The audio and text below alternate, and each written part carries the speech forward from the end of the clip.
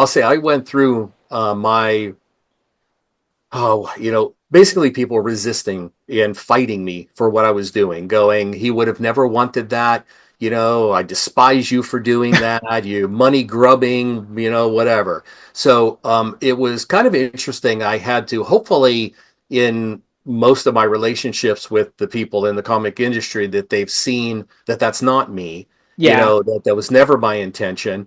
And whenever I'm doing an interview or something, or somebody asks me, I always kind of throw it back and say, look, let's say he was your uncle.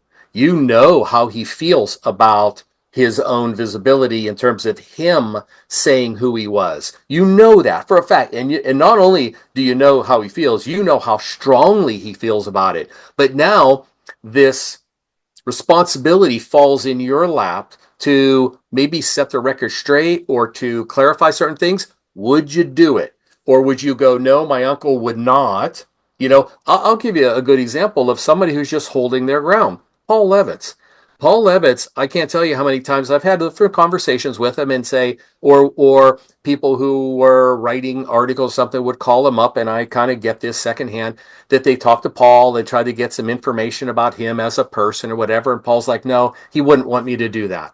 And Paul just doesn't, you Yeah. know? So we don't, he doesn't let that stuff out because he knows that Steve Ditko wouldn't want him to. So Paul doesn't. I got to respect him for that. But when it comes down to a family member and he's your family member, do you do it? Despite the potential that, well, first of all, despite the fact that you would never do it if he was alive. Never. You know? So now he's passed away. What do you do? This falls in your lap. I always throw that question because, yeah, I mean, I had to ask that for myself. We all had to ask that for ourselves in the